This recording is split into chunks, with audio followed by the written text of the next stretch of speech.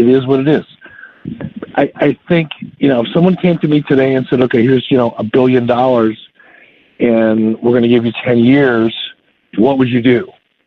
I would probably, because we're all victims of our own success and our own failures to a degree, I would probably spend a lot of time looking at all of the product and deciding to the best of my ability how I could produce something that would satisfy the vast majority of the audience, but yet be unique and different enough that it felt like a real alternative. And being an alternative isn't just, hey, we're over here too. That doesn't make, Impact is not an alternative. It's just there. Ring of Honor is an alternative to a degree because there's more emphasis on wrestling and there's less emphasis on the sizzle. There's probably more steak and less sizzle than there is in WWE, to their credit. But that's because the steak is cheap in this case. The sizzle, with regard to WWE, is production quality, production values, the size of the venues, the fact that they've got 10 or 15 or 20 or more thousand people in the arena, reacting to the show as it's happening. So your people that are watching at home, your audience at home, feels like they're watching a real event and not something that somebody's producing in their parents' garage, as is the case with Impact, and in some cases Ring of Honor.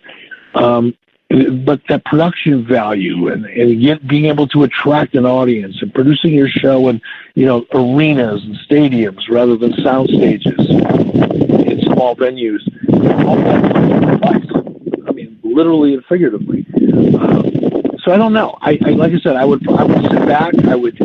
I would do as much research as I possibly could to find out what the audience, the vast audience, not just the hardcore audience, not just the WWE audience, but I would look for the answer in my research, and I would cross-section as much of the current wrestling audience as I can. I would seek out people who have become lapsed fans and who are no longer watching wrestling but used to, and I would spend a lot of time with them. And I would learn as much as I can from them as to why they no longer watch wrestling. And at the end of it all, you sit there with all of that information, and you sit back and I would ask myself, okay, how do I use all of this information to craft something that feels really, really unique? And that's, to a degree, that's what I did when I launched Nitro. That's why it was as successful as it was. It was different than the WWE. I didn't try to copy WWE. And, people that are listening to this will, their first reaction, well, that's crazy. He brought in a bunch of WWE guys. Well, I brought in a bunch of WWE guys, but I used them a lot differently than they were being used, for the most part. Some of them, not. Hacksaw Jim Duggan, Honky Tonk Man, and, some guys like that, they kept their same characters to a large degree, and if not to a complete degree. But for the most part, the Roddy Pipers, Kevin Nash was a completely different character than he was as Diesel, regardless of what the lawsuit says. Scott Hall was a completely different character than Diesel or than Razor Ramon, despite what the lawsuit says. The NWO is a decidedly different characterization of a faction than anything that anybody had ever seen before, regardless of what anybody says. There was a lot of effort to make the show different, from giving away finishes at the beginning of the show. That had never happened before. All of those little things, some of them little, some of them not so little, all of them added up to a show that was completely different than the WWE back in 95 and 96, and that's why it worked. So I would do the same thing. You want to keep the core product the same. You don't want to turn professional wrestling into, fighting on ice, and make it. I'd watch it. That sounds like a heck of an idea. I would watch it. Yeah, I mean, it's a good one-off, but I don't think you could sustain 52 weeks a year with wrestling on ice skates. But I would look for as many ways as possible to evolve the product and satisfy the core audience. Though you can't alienate the core audience, so you need to have a lot of the same elements that the vast majority of the audience really digs about wrestling. And by the way, that's not that hard. It's really not that hard. They're characters. People watch wrestling. I'm convinced of this. It's an escape. Wrestling. People. If you're in the television business today, everybody talks about alternative television. Reality shows. I'm in the television business. I still produce and sell and I'm still in that business today, even though I'm not wrestling. And networks, cable or otherwise, everybody's looking, what's our alternative? What's an alternative kind of content that the audience will like? Well, when they say alternative, they mean alternative to, cop shows, doctor shows, sitcoms, news. What do they do? Drama. What's out there? Well, wrestling has always been, the alternative program. It's unlike anything else. It's not sports. It's not scripted. It's not comedy. It's not drama. But it's all of the above. It's not, but it is. And it's worse because the characters are larger than life characters that people sitting at home can live vicariously through. They relate to them in one way, shape, or form. Either they relate to them because they hate them, or they relate to them because they like them, or they relate to them because they remind them of their boss, or whatever it is, their ex-wife, their ex-husband, whatever. But, those characters are what drive the product to a large degree. But no matter how great the characters are, if those characters aren't in a great story, think of it as a movie. George Clooney may be one of the best actors in the world, but if he's been in 2 horseshit movies back to back, guess what? His stock's going way down. So it doesn't matter how good the characters are if the story isn't there. You need to blend great characters, great story, but keep the core product essentially familiar enough that trying to be different doesn't hurt you. And that's why it's an art and not a science. Yeah, and like you said, so you want to take all the good things, filter out all the junk, and give somebody an alternative. That being said, with the Ring of Honor and the New Japan, how surprised are you that Ring of Honor New Japan sold out Madison Square Garden the weekend of WrestleMania? This news like that comes as a shock to you, considering how much Vince loves Madison Square Garden and, it seats, 14,000, 15,000. Was that surprising news once you heard it?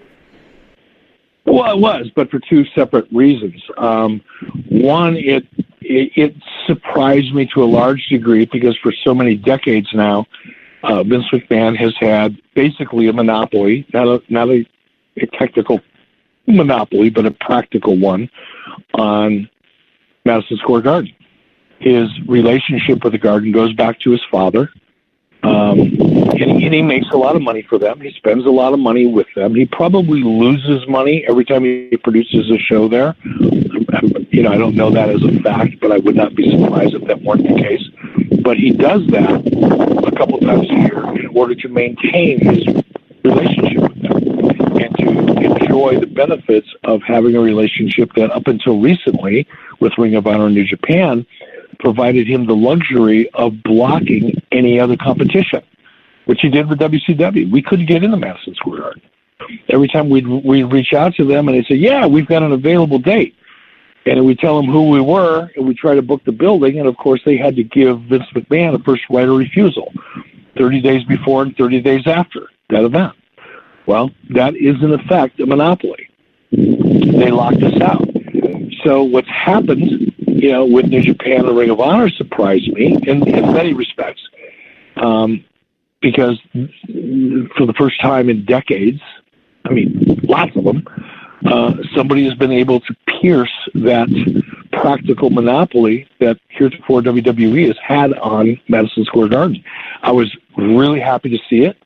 I was surprised that somebody would be willing to fight that fight. Most people aren't. Turner Broadcasting wasn't. They should have been. They had the wherewithal, they had the means, and they had the justification, and they could have done it, but they didn't, unfortunately. But, hats off to Ring of Honor and New Japan for going, no, we're not going to let you block us. We're not going to let you do that to us. And I think in large part, or in some part, I should say, some small part, a lot of that had to do with now WWE, there has no competition. And double asterisk, they're a publicly held company, and they couldn't afford the backlash. All Ring of Honor or Sinclair Broadcasting would have had to have done, or anybody else, was start threatening, litigation and talking about, monopoly and unfair competition and all of the things that publicly held companies don't want to hear about. That had something to do with it. Back when I was competing with the WWF and trying to get into Madison Square Garden, for the most part, that wasn't the case. And there was actually just a news report out today. I don't remember where it came from, but there's Vince McMahon is holding a meeting with the officials from Madison Square Garden. So to everything you just said, I mean, we might still face that challenge. I know because they're not able to book the Access weekend. They're looking for Madison Square Garden to do it. So who knows? I guess if Vince really wants, doesn't want anybody else in his garden, then we might not get it. But I guess we'll cross that bridge when we come to it. Eric, listen, before we let you go, I want to hit you a couple of listener questions real quick. I don't want to take up too much of your time. First question, aside from the NWO, what is your greatest contribution to the wrestling industry? Well, I mean, so many of them are intertwined, but I think, the fact that we broke the mold, introducing reality-based storylines and characters, pushing live TV instead of tape. Go back to 1995 and look at the WWE or WWF product at that time. It was pretty cornball, hokey stuff that was taped 2 or 3, 4 weeks in advance. I think by introducing the live television element, even a year and a half before NWO, we kind of changed the vibe and made wrestling feel like an event instead of just something you watched on television, which, is exactly what it was, before WWE was forced to go live. I think, forcing the audience, or not forcing them, but providing them with an opportunity to watch a live event every single week certainly changed the business. I think introducing the cruiserweights, which gave so much opportunity to the Rey Mysterios and the Chris Jerichos and the Eddie Guerreros and the Chris Benoits and, you name it. The luchadors that nobody had really seen on, domestic national television prior to me giving them that domestic television platform. Introducing that back in 96, I think was a big influence on, everything that we see today, not just in WWE, but, even, El Rey and Lucha Underground. You can probably, if you want to use your imagination a little bit, at least acknowledge that had never happened before 1996 in Nitro. So I think, there's a lot of little things and there's some big things, but hopefully, 20 years from now when people are watching Nitro on the WWE network, they're going to look back and they go, wow, that was really a good show that changed the industry. What is your all-time biggest regret in the wrestling business? I get asked that a lot, and it's a hard one to answer because, there's personal regrets, relationships that I could have handled differently. And those I do think about occasionally, especially when somebody asks me. But from a business point of view, I don't really have any regrets. I came into the business. I didn't grow up in it. I didn't, unlike Vince McMahon, I didn't grow up in the business with a father who had built a territory, who took it over from his father. I came in cold off the street. I had never wrestled before. I literally walked in the door. I might as well have been the mailman. And I was able to achieve a fair amount of success. Got my ass kicked along the way. Didn't always work out the way I wanted it to work out. Certainly didn't end up the way I wanted it to end up.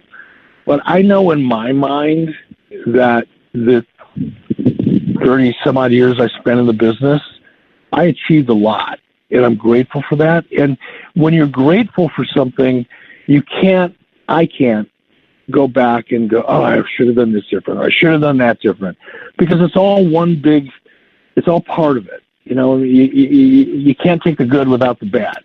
It's all intertwined, and I'm grateful for it.